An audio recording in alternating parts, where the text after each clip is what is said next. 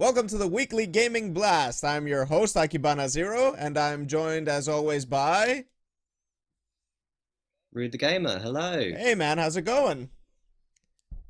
Not too bad, not too bad. Still on a massive hype train from my raging success yesterday. Raging success, tell us about it. Yeah, so there's a game which we've spoken about actually on this podcast, which I'm a massive fan of, and I've always not been particularly great at Blaze Blue Central Fiction. And I've been entering tournaments and stuff for fun, and yesterday I actually did relatively well. I didn't get eliminated immediately, which is very unusual. Um, I've in fact posted a full breakdown of what happened on the site, so that can be read on there as well. Awesome. I'll be sure to check that out at ruthegamer.com. And congratulations, Yep. not being eliminated immediately is always a positive thing for everyone. Most definitely. I mean, it's good to not be 2-0'd out of a tournament twice in a row. Yeah. Is this like your first time going to a BB tournament? It's not my first time, it's my second time. Second time. That's good. That's good. So I assume that's considered progress well made. Oh, most definitely. Hmm. I definitely say, I mean, it's clear I've made at least some improvement. Awesome. Very nice. Too bad I couldn't make it for that one. I really wanted to join, but couldn't make it happen this time.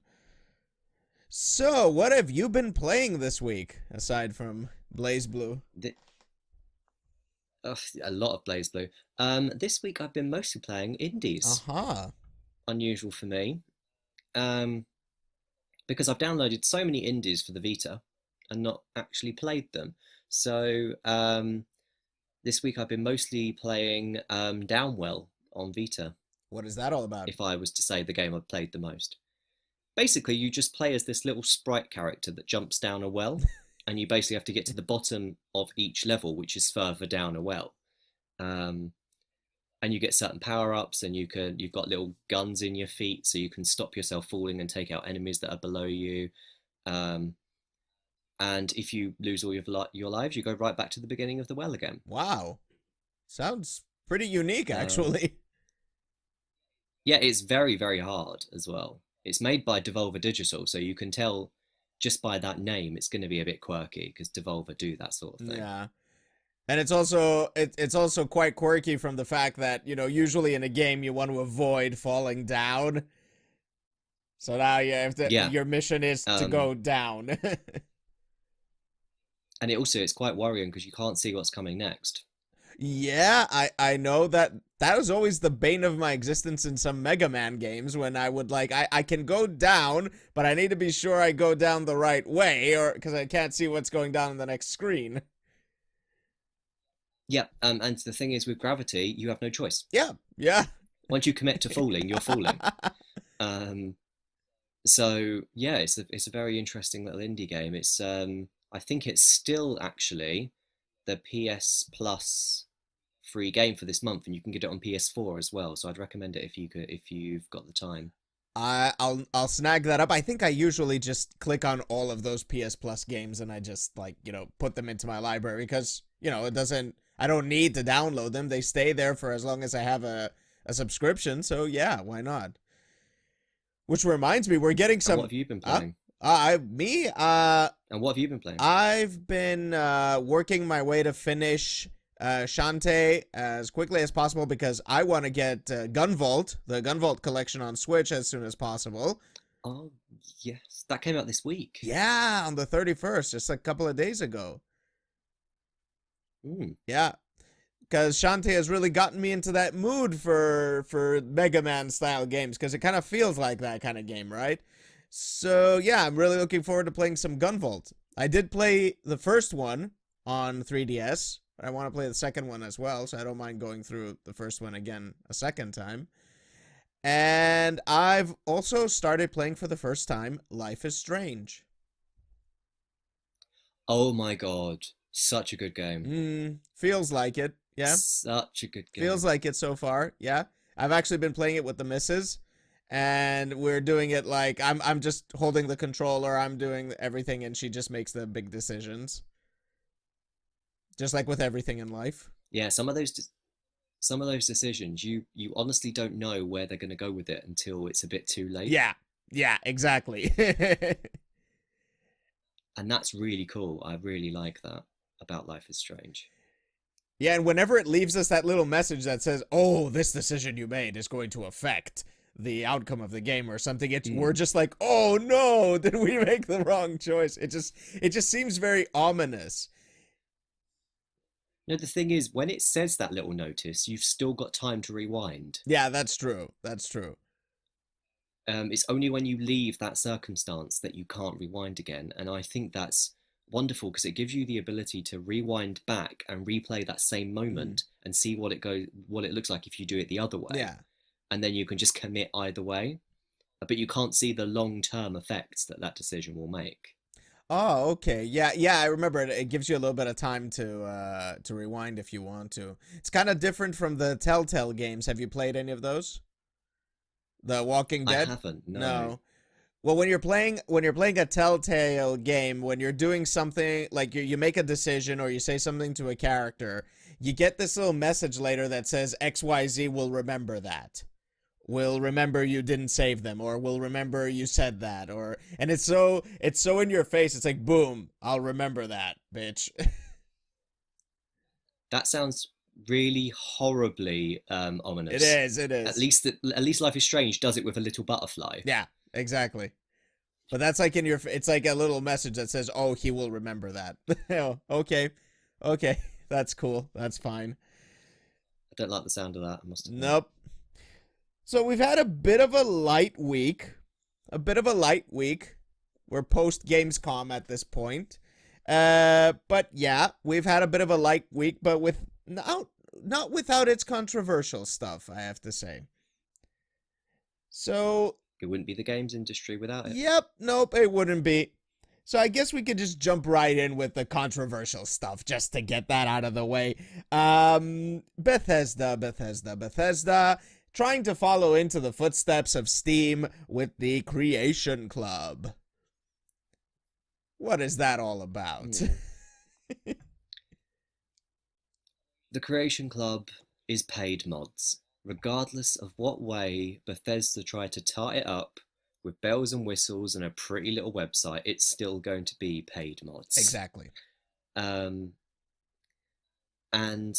how much you agree or disagree with that is obviously, that's completely subjective, but it doesn't set a good precedent. No. Because we're already flooded with microtransactions and day one DLC already without making mods one of those commodities. And to make it worse, if you've had a chance to look at the Creation Club's website, the things listed on there that are the Creation Club paid mods are what you would normally see coming to the game as part of microtransactions. So like little outfits for the Pip-Boy on Fallout 4, which is one of their Creation Club things. And I disagree with that. I fundamentally disagree with that. Mods have always been free, and the moment that as an industry we allow one company to be able to monetize that, they all will. Oh yeah. Oh yeah. Creation Club it's barely tarting itself up as not paid mods.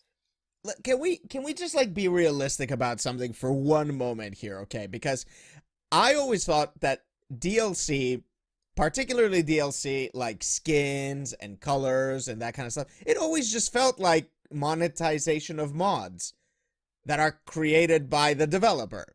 And that's it. It was a natural evolution of that without affecting the mod community itself. So how is this like any different from creating microtransactions in the end? Well, really, it isn't.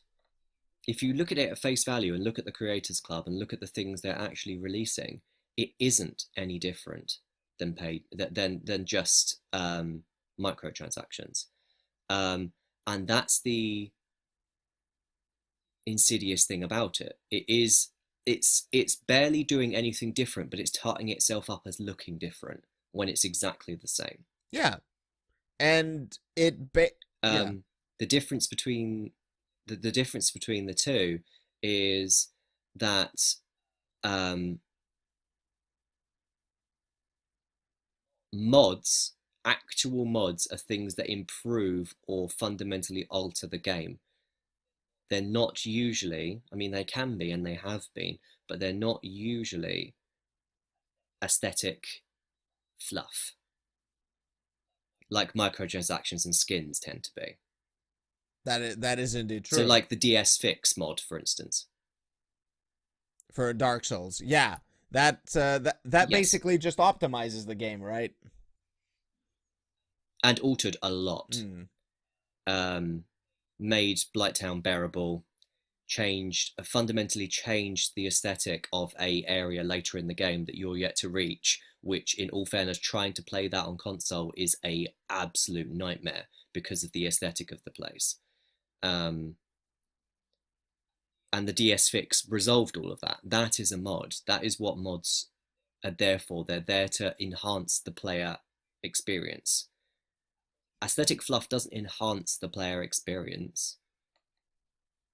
It more augments it. Yeah. I kind of like that little distinction right over there. Yeah. Yeah, I can go with that terminology, yes. But there's also the other thing. It's enhancement instead of augmentation. It augments it, but I think that's what mods also do as well. They enhance and augment, because you got things like, there was that huge mod to Skyrim that just basically turned it into another game, if I remember correctly. Yeah. And that was all free, I want to say. I think it was. Yes, it was free. I think the creator took donations. Yeah.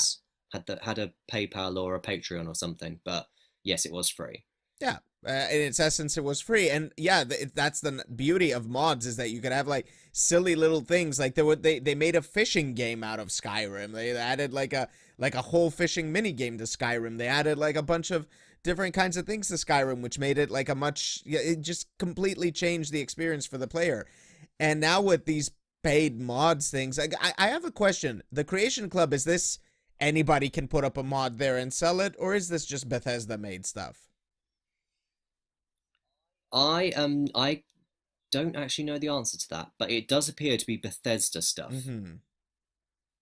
Okay. Because the stuff is very, very vetted by Bethesda, because they can guarantee, there's a word for you, that the mods will work. That they've been tested. The problem is with that is that if you have other mods on, say, Skyrim or Fallout 4, there is no guarantee that these Creators Club mods will work with the unpaid mods.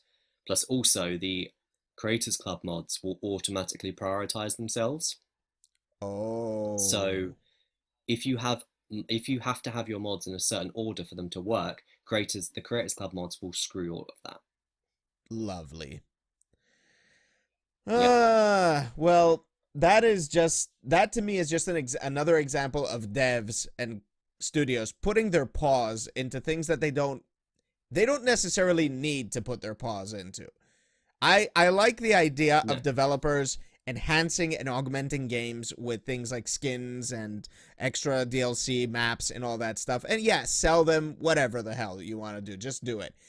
But there is this whole other community that likes to make mods, particularly for Bethesda games.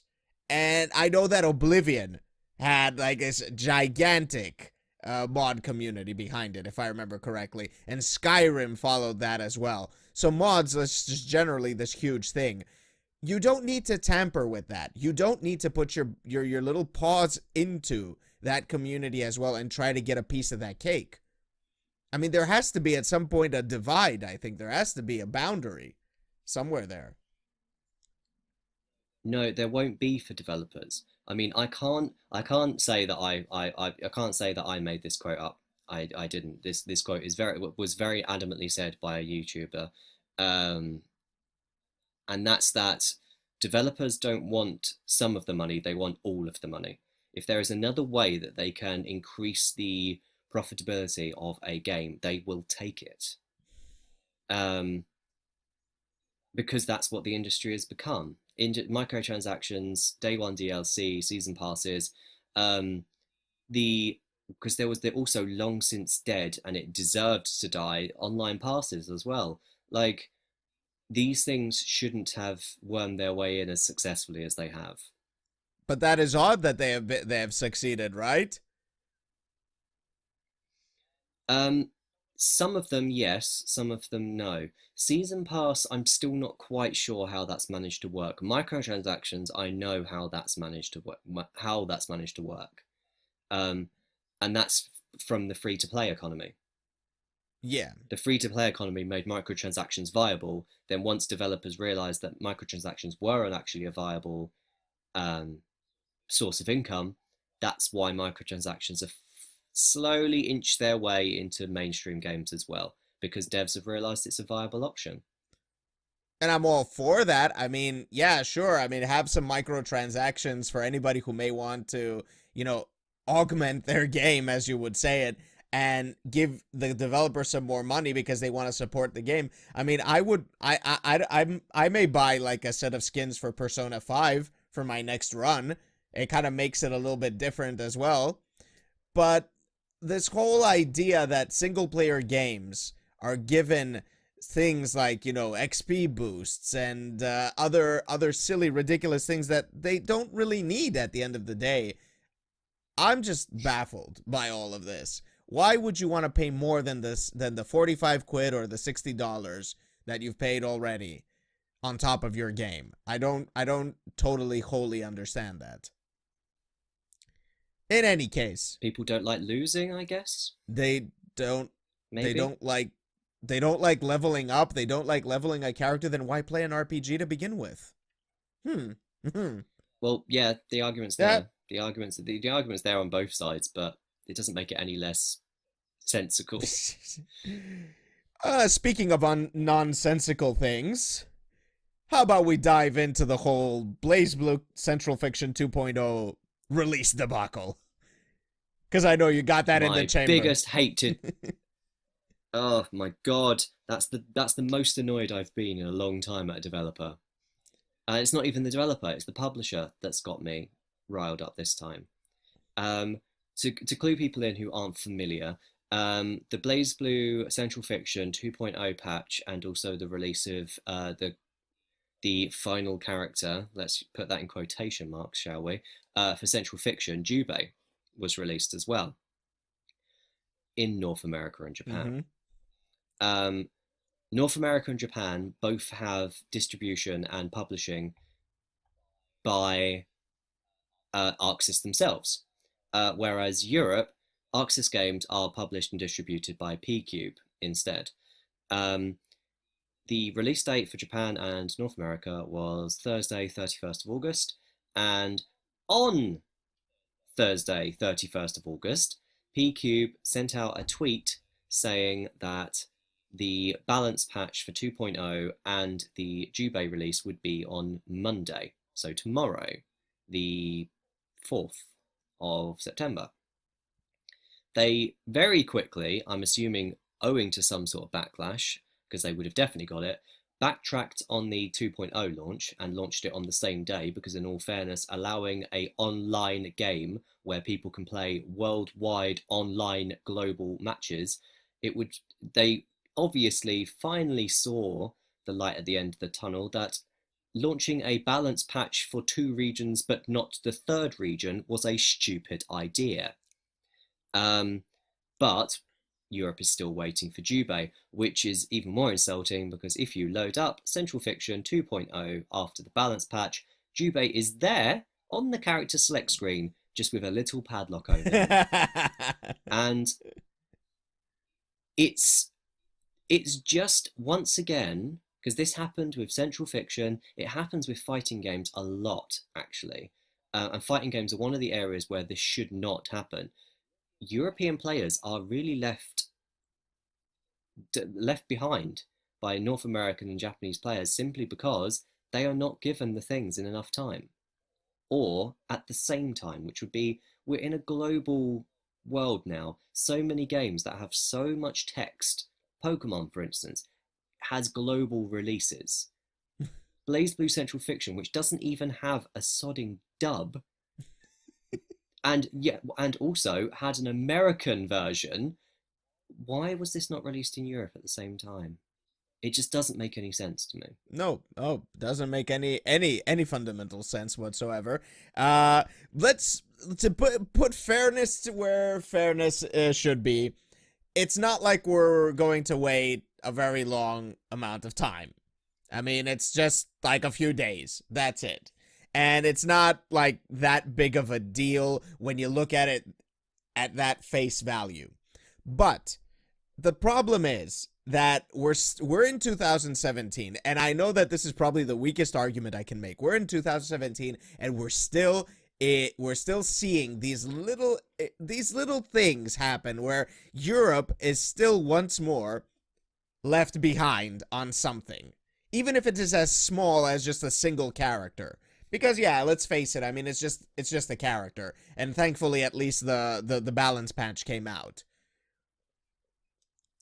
Yeah, but the fact that they were going to delay the balance patch is possibly the thing that angered me the most. That is definitely something to be aggravated about. I mean, why that you can't do that. You just really can't do that. It used to be the case that it used to happen, but now it doesn't. You just can't allow that to happen, especially when people play in tournaments, and some people actually rely on this. This is like their job. So you can't really just deny them the new balance changes like that. But it's even more insulting when you see the character on the select screen. Yes, yeah, precisely. And also, there's it's very easy to see the reasons why that when you get to proper high level play of these games, so we're talking like Evo, you don't see European players. Because we've always not had as much practice as the Japanese players or the American players. I mean, the same goes for UNIST, Under Night in Birth, EXE latest. That is still not confirmed release date in Europe. Oh, handled by PQ? It's already out in Japan. Yes, it is handled by PQ. Okay. What I think. What a shock. So it's already out in Japan. America is confirmed next month, I believe. Europe, it's still 2017 listed as its release date. Yeah. So once again, Under Night in Birth, if I was to go online, once that comes out in Europe, the Japanese players will already have had 6, 7, maybe more months practice. There should be either no gap in terms of release dates or a minimal gap, especially for games like fighting games, which is that have this competitive edge to them. And I know immediately what the next argument on this is going to be, and that is that, oh my god, guys, just make another region account and buy it from another region. Okay, let's say, yeah, we can do that, okay? First of all, to buy a Japanese PSN code card from a place like PlayAsia.com is more expensive than buying it from Japan directly, because they're importing this code and they need to make some money out of that. So naturally, that is more expensive. Second of all, if we can already do this, then why the bloody hell isn't the game just out on all regions instantaneously? And I'll explain to you why that is. It's because sometimes Europe particularly can be very ridiculous with some of the laws that exist and some of the trade laws and all of that bullshit. That's why they need these other distributors here in our region, like P-Cube. And that is what causes more of the fundamental problems right over there.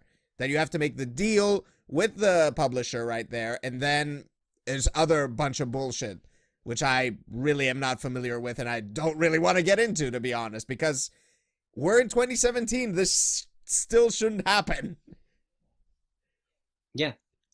And the thing is, you see with a lot of games, it is worldwide releases now. So it doesn't make any sense why some companies will be just like, nah, we'll let them wait a bit. We'll let them wait in Europe. Yeah. The conspiracy has begun. Um, No, let's not conspiracy theory this. that is fundamental fact. Anywho, speaking of facts, Xbox better be getting its facts together as well when it comes to the pre-orders that they are stating, because this is really funny. I love it. The only reason we have this here is because it's funny how developers and how publishers just like to exaggerate their little victories for their marketing purposes. So, what happened was, like, when Xbox One X was unveiled in, like, which it was also shown off at Gamescom, and they said, we have a Project Scorpio edition, which basically is the console with Project Scorpio written on it. And The superior name, if we're a honest. superior name. Yeah, I would agree. Xbox One X. Come on, guys, really. But I don't want to get into that. So they said, like, this is available for pre-order right now. And apparently it just sold out. Like, the pre-order sold out. So immediately the big M decided to say, this is the fastest pre-ordered Xbox ever. Okay, what does that even mean? You know, I mean, like, immediately to the layman, that seems like, oh my god, Xbox One X, I should totally go and pre-order one. But if you think about it, the Xbox One, the first one, existed, the very first Xbox existed in a time when there wasn't such a thing as pre-ordering. Or at least it wasn't as, you know, mainstay as it is right now. The Xbox 360 didn't pre-order that well either, so it's not a very good gauging stick either. Right now, we're talking about a limited edition type of console that is targeted at who? The people who already are Xbox Live subscribers and who already own a 4K TV. So you probably haven't made a lot of those Project Scorpio editions anyway, so it probably doesn't even matter how fast it has sold out as a pre-order. It's, to be fair, it reeks of the artificial scarcity thing that a lot of developers seem to be doing at the moment. I think it's hilarious. It reeks of it. It reeks, yeah. It's the same as the whole like Nintendo Classic NES Mini thing. When the NES Mini was released, and Nintendo was just like, "Oh, we've sold out of this everywhere, like ridiculously well-selling console." No, you didn't make enough of it. That's not, you're creating your own statistics and then touting them as this brilliant thing when they're not. Exactly. And it's the same with the Xbox One X, which is the worst named console of all time, in my opinion, as well. While we're at it, dude, it's the triple X. We have to get that name going. It has an X in the beginning, an X in the middle, and an X in the end. It's the triple X. If there isn't someone who does some sort of porn thing for that, I will be very surprised. Wow. Dum, dum, dum, dum. Anyway, I'm not gonna do that. Right. So yeah. Not the fastest pre-ordered Xbox out there. Well, maybe it is, but yeah, come on. Hello, guys. I mean, you made a limited number of those. Yeah, what do they have to gauge it against? Right, exactly.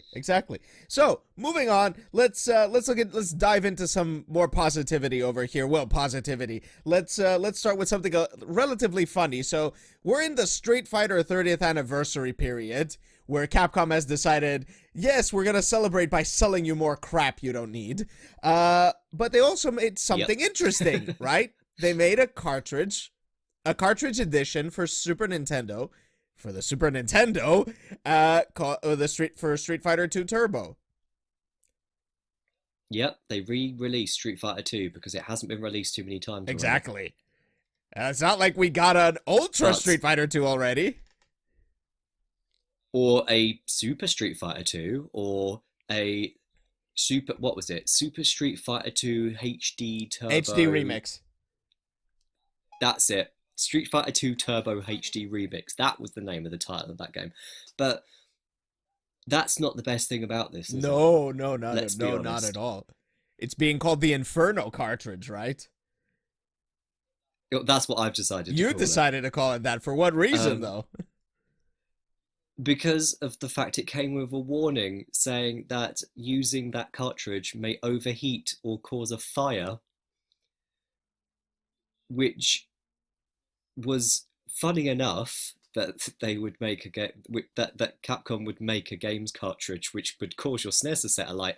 But the funniest thing about that warning notice is it advised playing with a fire extinguisher nearby.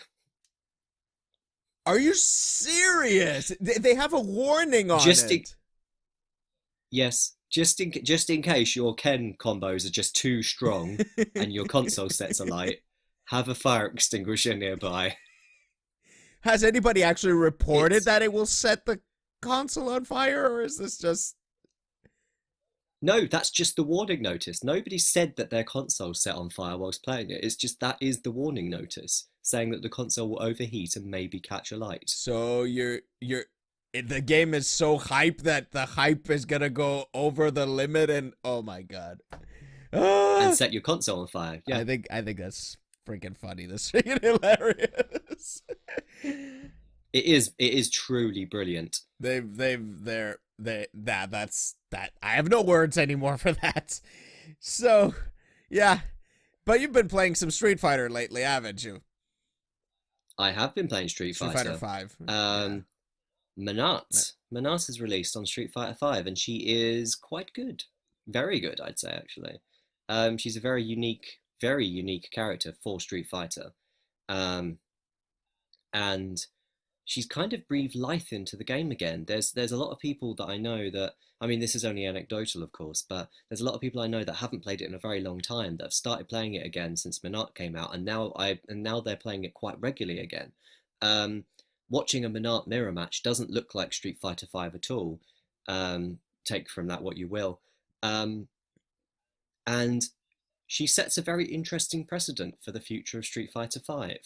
It's just such a shame she's come so late, really, because she's so unique and so interesting to play as, and she's got so many options, and quite a lot of her combos don't rely on you doing things in a certain way. She's nowhere near as restrictive and linear as most of the characters are, and it's a shame she's come so late, but it does really give me quite a lot of hope for the future of Street Fighter 5 and Season 3 going forwards, which I didn't think I'd say. But I definitely can say, and I can say quite honestly and quite adamantly. That's really good news to hear. I haven't picked her up. I haven't played the game in a while, but that just definitely sounds like maybe that means the game might turn around. We still have to see one more character, right? There's Zeku, whatever his name was. Yeah? Yes. Which the final rumor, Guy's tutor, if I'm not mistaken, Guy's master. Yeah. So we still got to see that, and we got to see what they're going to do with him. So hopefully there's going to be some kind of unique spin to him as well. And after that, we'll have to see what happens at Capcom Cup in December, if they're going to do something, tune up the game, change something or whatever. Because, yeah, I mean, if we're going to come to a point where we're going to see all of these, like, really unique characters come out, I have to wonder what's going to happen to the more linear, the more, I want to say, quote-unquote, boring characters like Ryu and Chun-Li. Because let's be honest, there are going to be some characters that are going to need a tune-up down the line, or a rework. Well, what we've seen already is we've seen that quite a lot of the quote-unquote boring characters have been dropped by people. So there's quite a lot of people, once again, this is anecdotal, but there's quite a lot of people I know that used to play Karen that have dropped her because of her combo setups being so dull and repetitive. And a lot of people, I mean, I don't see, once again, anecdotal, I don't see as many Ryus online anymore. I haven't seen a Karen online in quite a while. And it's because the more interesting characters are being picked up as a kind of, as I guess, as a sort of rebellion against the more linear combo structure. Like, still on the topic of Capcom also made another announcement this week. Kind of went a little bit under the radar, but yeah, it is particularly exciting. It is about Puzzle Fighter on mobile. Ta-da! I am as much as I'm not particularly enthused that this is a mobile title, I am so excited that Puzzle Fighter is coming back. Oh yeah, me too. I really like Puzzle Fighter. I really like it, and I'm really glad it's coming back. And also, as much as you could argue about the mobile thing, and I'm sure we're going to get to the main issue with it in a moment, but I think the way that Puzzle Fighter is as a genre and the way that it plays, it would actually really suit the mobile as a platform for it. Oh, I agree. I totally agree. I absolutely agree that it would fit That the does come mobile. with big issue though. It does, That does come with one big issue. because mobile is the market. Microtransactions. Yeah, in-app purchases, microtransactions, our favorite thing in the world, absolutely. But it's I don't know. I don't know. I kind of had to think about it for a little bit, and I thought, okay, I mean, what kind, like, okay, in the end, what is it gonna be like? They're probably gonna have like some kind of energy system in it where you can play a few times and then you need to recuperate energy before you can play again. And that's gonna be there for sure. I mean, I'm putting it down right here. I'm 90% sure that that's gonna happen. That's it. End of story. And that's fine, okay? I mean, yeah, why not? I mean, let's put a bit of a restriction on our playtime, right? If it is that addictive. Uh, as long as there's nothing like totally egregious, like, you know, hey, here's like 4 characters and you need to buy the rest of them. Yeah. I'll be fine with it. That would annoy me. I'll be fine with it, to be honest. And I thought it was kind of interesting that instead of just having Street Fighter characters, it's going to have other Capcom characters as well. Yeah, it appears to be like Capcom Puzzle Fighter this time around. Yeah. Because I saw Dante there. Dante. I can't remember who Jill. else I saw, but Dante was the one which struck me. Jill is in there. Mega Man is in there. Mega Man. They'll put him in anything besides his own game. That's give me another X. That still annoys you, It doesn't does. it? It fucking annoys me. Yeah, and another X would be great. I've been playing Mega Man X on the SNES Mini, and I forgot how much I love that game. I adore those games. I want them back. I want an X collection. Right now on my Switch. I want an X collection. But that's not gonna happen. Give it time. They're working their way through. I mean, there's been the 2 Mega Man Legacy collections already. Which they're not gonna release on Switch. Apparently. Or at least they have no plans for it. Think about that for a moment. It's bananas that they wouldn't do this. Well, they say they have no plans. I mean, they always say things like this. Because they probably don't have a plan in the pipeline yet. But we never know what happens. I can only pray. And, yeah. Pray, as we always do. Prayers aside, you know how hype I am for Destiny 2, right? I am just like over the moon for this game right now. Wednesday is coming. Can't come soon enough. But we got news rolling in. I mean, I don't know. Bungie's hitting home runs here left and right with their marketing. I mean, besides the live action trailer that just drove me bananas. It's an incredible live action trailer. And I did do a reaction video on that, so you should all go check that out. They've talked a little bit about the first DLC expansion. And I thought that was a pleasant surprise because when it came to the first couple of expansions for Destiny 1, they were a bit of a disappointment. They were a little overpriced and a little underwhelming when it came to content. This time they say you can expect something more substantial. And they're talking about a whole new patrol area on Mercury, on planet Mercury, with a whole new social area. I know that I'm saying all these things and you probably have no idea what I'm talking about. Yeah, they're just like whoop. Completely over my But head. I'll get to that in a second. The social area is apparently going to be on the lighthouse on Mercury, which the lighthouse was an area you could only get to if you were like the elitist of the elite in PvP or whatever, which I never got to go, obviously. But yeah, it's definitely a very positive sign that they're talking about DLC already and talking about how, you know, the previous expansions were a disappointment. So yeah, I'm kind of excited.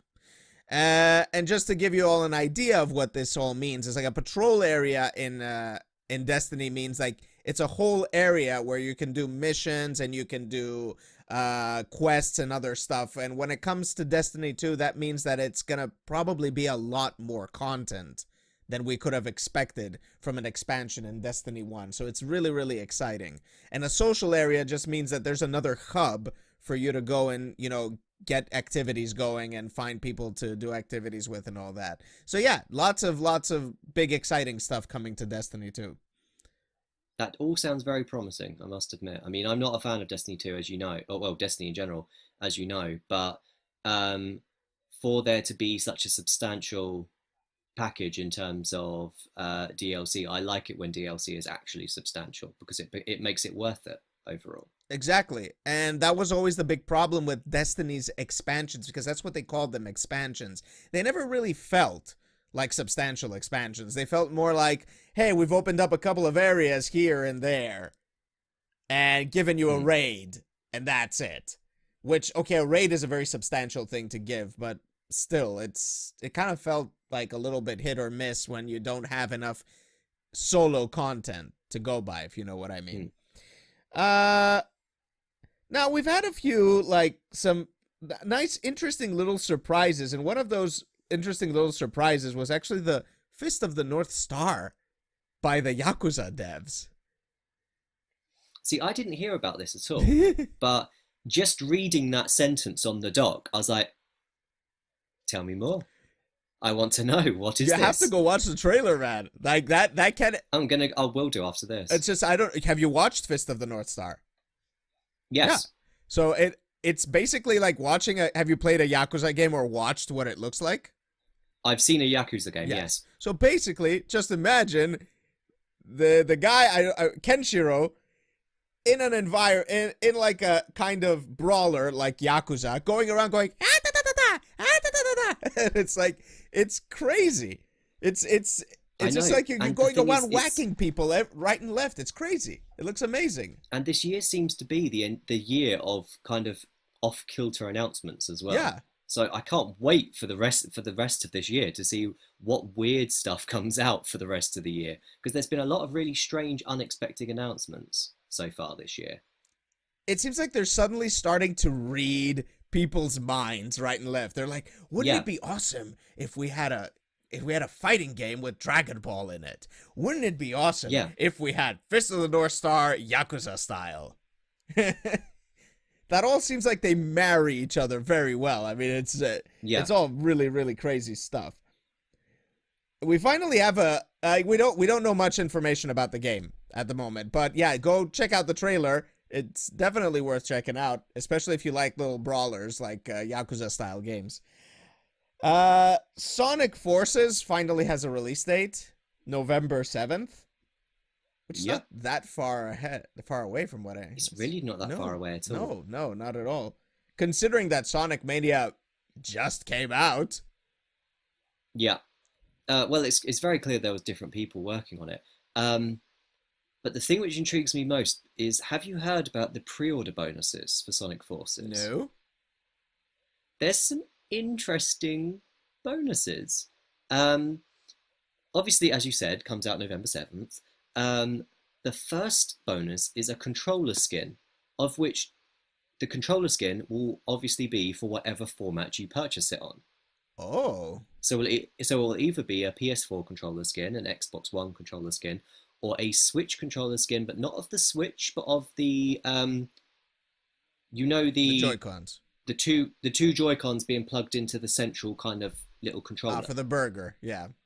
Yes, it's a skin of that for that. Well, it's really cool. Which is very, very interesting. That's an unusual pre-order bonus. And then also there are 5 skins for your character in the game that encompass 5 different Sega titles. So there's Jet Set Radio, Puyo Puyo, Super Monkey Ball, Knights, which is possibly my favourite one because it looks very cool, and then completely out of left field, Persona 5. Wait, we're talking about a skin for a character in the game? Yeah, of Persona 5. Oh my god. Oh my god. So that's really cool. I think it's very, very cool. I really hope that these things are available in game to unlock as well. so like additional skins, and they're not just pre-order bonuses, at which point they have irked me because I hate pre-order I bonuses. don't pre-order Um, anymore. no, neither I do only I. pre-ordered Destiny 2 and that was it. I mean, I'm not going to pre-order anything anymore. And Dragon Um, Ball, but Dragon Ball lifelong childhood dream, etc., etc. yeah. I pre-ordered Metroid Samus Returns, but then again, Metroid 2. What could possibly go And wrong? we're both Um, we're both already but yeah, talking about that pre-ordering and that we pre-ordered stuff and we're contradicting ourselves fully at this point. Excuses. Yeah. yeah, that's it's always going to be the way, isn't it? Like it's always going to be the way. But yeah, the Sonic Forces, it does look interesting at the very least. I will definitely give it a look, if not a purchase. So that's supposed to be a 3D Sonic game, right? It is a 3D Sonic game, I've yes. never played those. Are they any good? No. Um, no. Personally, I really like Sonic Adventure 1 and 2, with notable massive issues with each one, but I did like Sonic Adventure 1 and 2. And then after that, the Sonic 3D games just weren't good enough, in my opinion. They didn't live up to what Sonic used to be. Yeah, I don't know. It never seemed like it fit the 3D format. I mean, I've seen videos, but it's like this doesn't feel very Sonic. But I guess we'll have to see, right? We'll have to see. And Shovel Knight has got a what is this? A new amiibo or is it just finally the amiibo's releasing? I'm not really sure about this. It has a new set. A new set. Um, Okay. yes, we already had the original Shovel Knight amiibo that came out quite a while ago and actually had one of the most interesting unlocks for Shovel Knight. But now we're getting another set of amiibo with the other three playable characters from the free DLCs that have come out for and I mean free as in FREE DLCs that have come out for Shovel Knight. So there's going to be a Spectre Knight, a Plague Knight, and a King Knight amiibo. Sweet. That sounds pretty Um, cool. which all look quite good actually. I mean, if there's one thing I will give Nintendo and their amiibo thing, as much as I disagree with certain aspects of their amiibo culture, um, their designs of their amiibo have really gone from strength to strength as it's gone on. That yeah, I mean I've liked the idea. It's just like it's not something for me particularly to the amiibos. I'm not much of a, kind of guy who buys like collector's items and stuff. I do understand that this amiibo thing like just kind of drives into that sort of culture. Or if you kind of Hmm. like Cloud or whatever her name is in the back over there.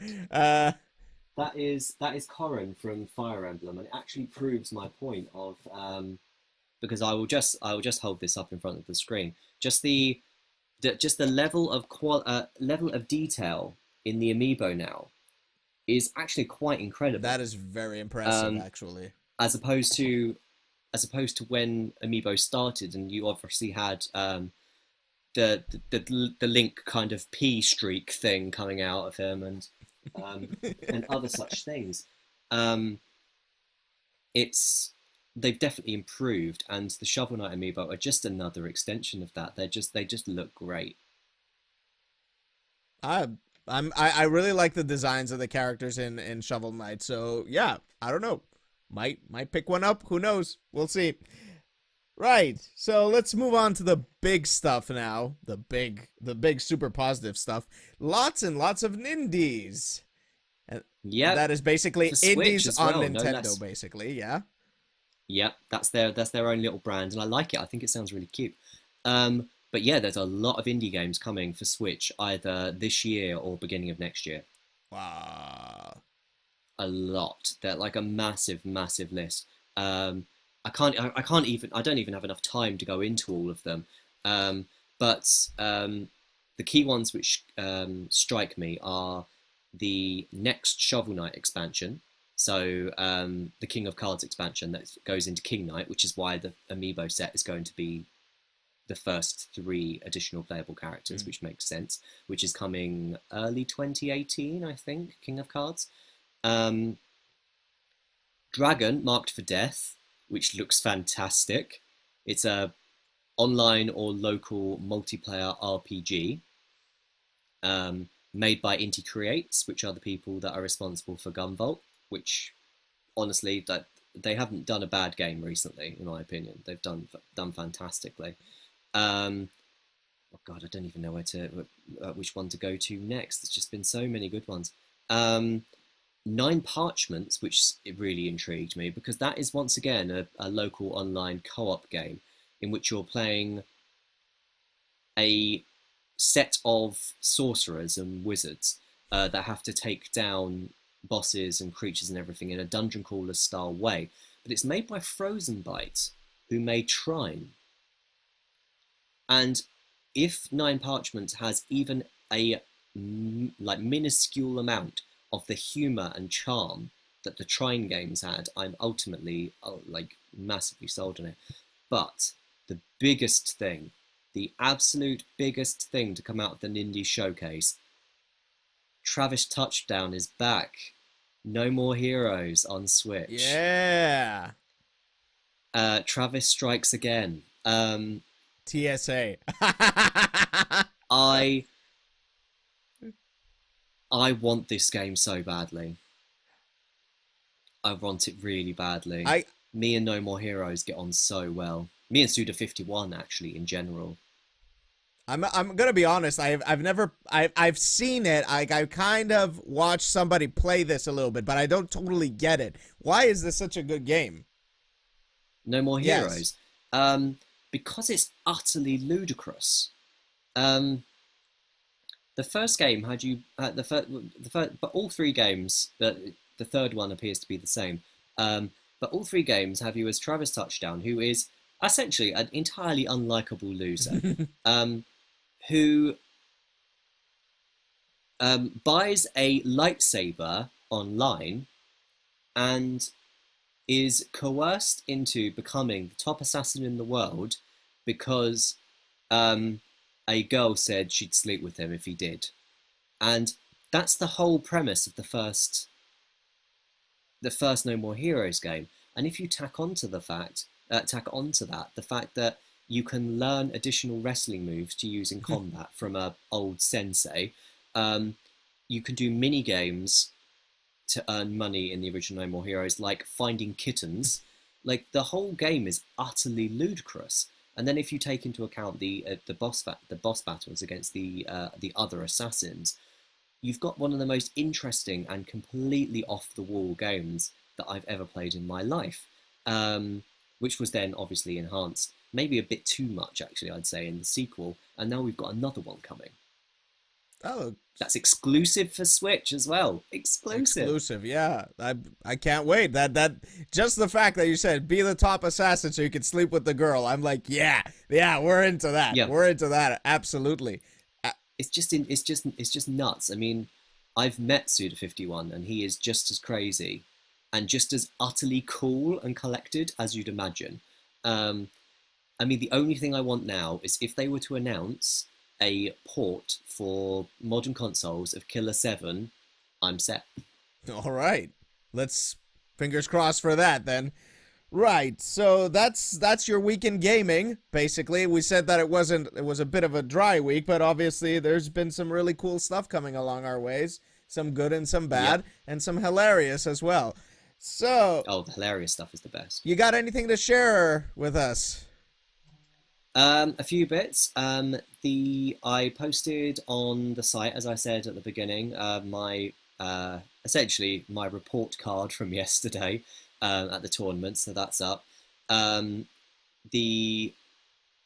preview of the SNES Mini. It's only a short preview. I've got a much bigger review coming later in the month.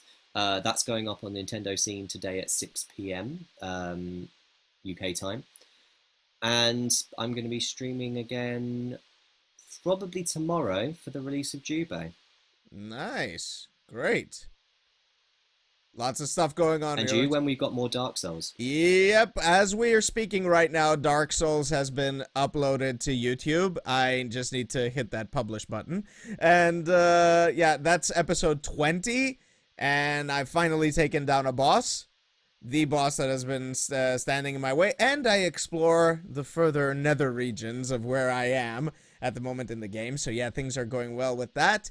And Wednesday is the release of Destiny 2, so I've got a lot of content planned to come out of that particular day.